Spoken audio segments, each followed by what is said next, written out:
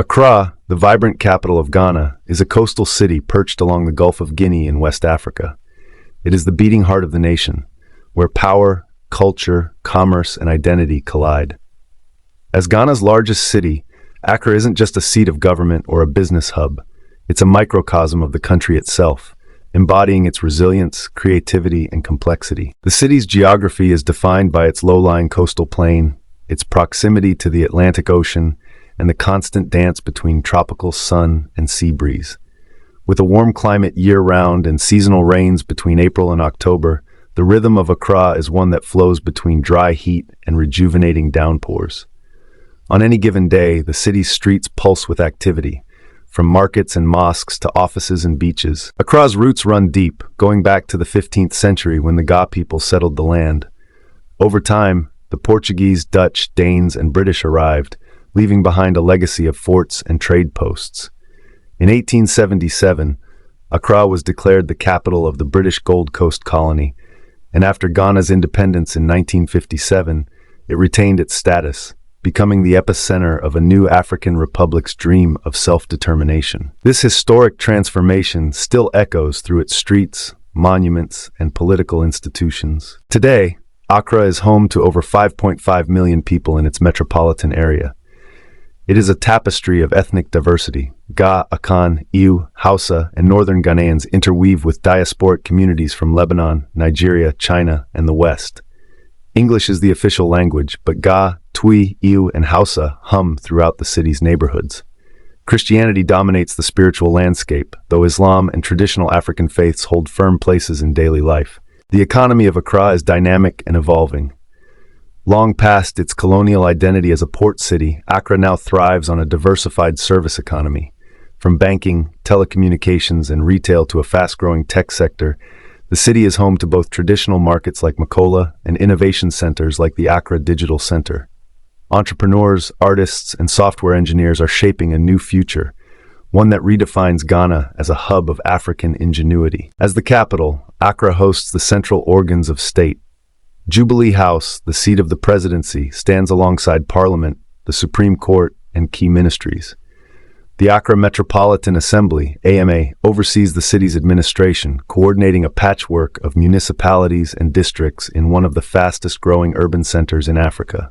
Education flourishes in Accra. The University of Ghana at Legon stands as the nation's premier academic institution, attracting scholars from across Africa. Ashesi University, Gimpa, and numerous international schools further position Accra as a knowledge hub.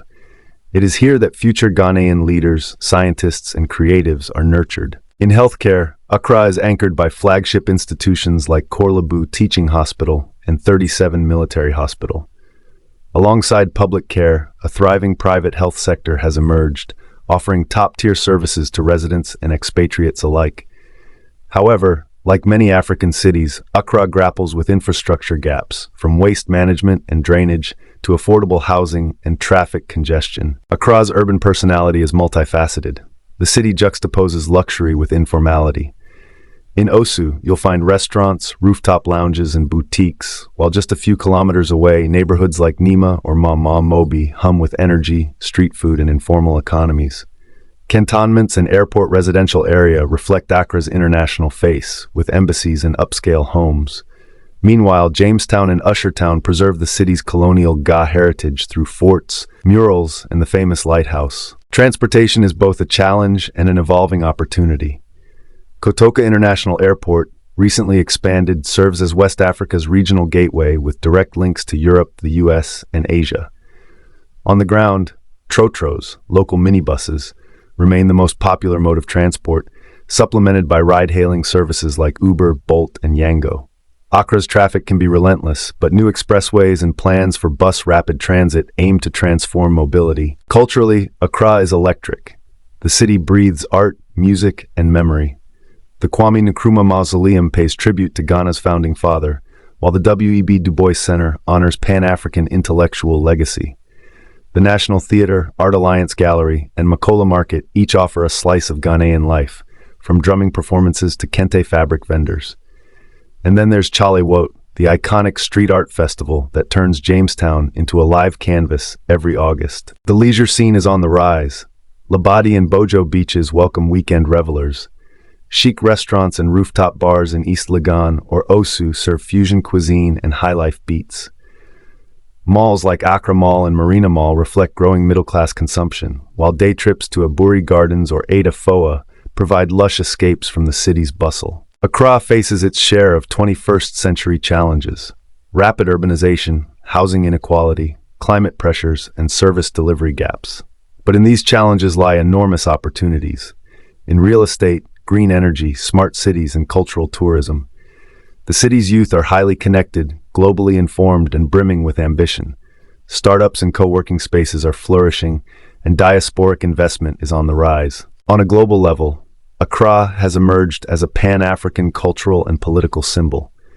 Through the Year of Return 2019 and Beyond the Return campaigns, Ghana invited the African diaspora to reconnect with their ancestral homeland, reimagining Accra not just as a national capital, but as a spiritual gateway to Africa.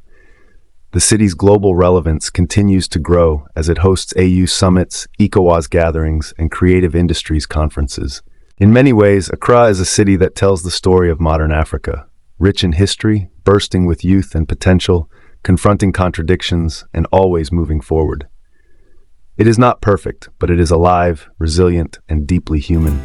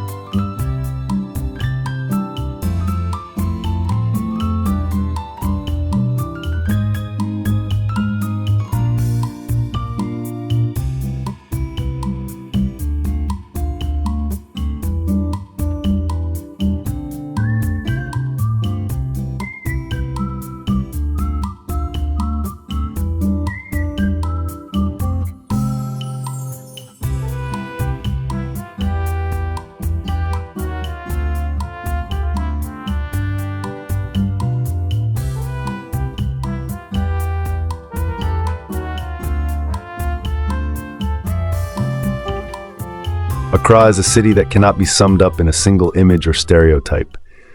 Its urban personality is layered, complex, and deeply expressive of both its history and its aspirations. From the moment you step into its streets, whether through the ordered lanes of cantonments or the vibrant chaos of Makola Market, you realize Accra is a city of contrasts in motion. It embraces the past and the future, the formal and the informal, the traditional and the global. It is these tensions, harmonies, and contradictions that give Accra its distinctive character. One of the most striking features of Accra is its ability to juxtapose extremes without losing coherence. In Osu, you'll find trendy restaurants serving sushi and imported wine just steps away from vendors grilling kebabs over open flames. Luxury apartments in airport residential area overlook sprawling urban neighborhoods like Nima or Mamobi, where commerce happens on the street and daily life bursts with movement. The glossy storefronts of Marina Mall exist not far from the dusty, bustling stalls of Agbogblashi. This isn't dysfunction, it's Accra's unique form of urban synergy, a coexistence of worlds that somehow flows, sustained by adaptability and the human spirit. Woven into the city's modern form is its historic soul. The old quarters of Jamestown and Ushertown still house colonial forts, aging lighthouses, and fishing communities that predate modern Ghana. These neighborhoods are rich with memory, echoing the Ga people's deep-rooted presence and the layered impacts of European occupation. Today, they are also creative playgrounds. During the annual Chale Wote Street Art Festival, these districts explode into a carnival of murals, installations, and performances, turning history into canvas and public space into gallery. Accra is also a city defined by spatial inequality and economic layering. Informal settlements like Old Fadama or Sodom and Gomorrah coexist with planned estates like Trasaco Valley or Airport Hills, showcasing the wide gulf in housing, infrastructure, and opportunity. But even within this fragmented geography, the city's energy is cohesive. Residents from all walks of life interact in public markets, on beaches, in trotro minibuses, and in places of worship. Community is a lifeline. Accra thrives on everyday exchanges, social, economic, spiritual, that transcend neighborhood boundaries. This human vitality is powered by youth. Accra is young, digitally connected, and globally aware. In areas like East Legon and Zorwulu, a new wave of creatives, coders, and entrepreneurs is reimagining what it means to live, work, and create in Africa. Co-working spaces and startup incubators dot the city, linking traditional Ghanaian values with tech-driven innovation. Here, you'll find young people building fintech platforms, launching fashion brands, writing code, recording high-life-infused Afrobeats, and pitching to global investors, all from the same city where fishermen haul in their catch by hand, just a few kilometers away. Religion plays a deeply influential role in shaping Accra's rhythm. Churches and mosques are not just spiritual centers, they are social institutions, business networks, and political forces. Mega-churches attract thousands on Sundays, while daily calls to prayer from mosques rise above traffic noise. Traditional faiths also endure, celebrated quietly in shrines or openly during festivals. This blend of belief systems contributes to Accra's moral compass and cultural rhythm, where the sacred and the secular flow seamlessly. Culture in Accra is not confined to museums or concert halls. It's alive in the streets. From roadside kente weavers and bead sellers to digital artists and sound engineers, creativity is everywhere. Music is in Accra's DNA. Whether it's the vintage charm of high life, the swagger of hip life, or the global pulse of Afrobeats, the city moves to its own soundtrack. Artists don't just entertain, they express, protest, and innovate. Accra is where tradition gets remixed and exported to the world. Though cosmopolitan, Accra remains authentically Ghanaian. It hosts embassies, international NGOs, global investors, and returning diaspora, but its heartbeat is local. Street food vendors, trotro mates, seamstresses, and school children all share the same cityscape. Accra doesn't cater to outsiders. It invites them to join its flow. You may walk into a cafe where a foreign diplomat discusses policy next to a local poet drafting lines, both sipping the same ginger drink. That's the kind of harmony Accra offers, not forced but fluid. Above all, Accra is alive. It's a city of stories, unfinished, overlapping, and in constant motion. It doesn't offer perfection, it offers energy. A conversation in traffic, a dance in a courtyard, a protest in the square, a prayer whispered in 3 languages. These are not just moments, they are the threads that make Accra what it is. To understand Accra is to let go of the search for singularity. Its urban personality isn't one face. It's a living mosaic of memory, hustle, heritage, and hope.